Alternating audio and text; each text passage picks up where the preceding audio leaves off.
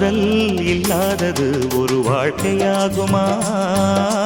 கண்கள் இல்லாமலே ஒரு காட்சி தோன்றுமா?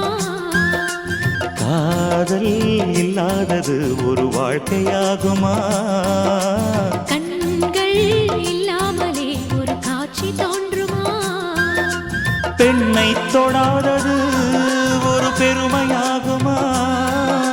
முத்தம் சிந்தாமலே அது முழுமையாகுமா?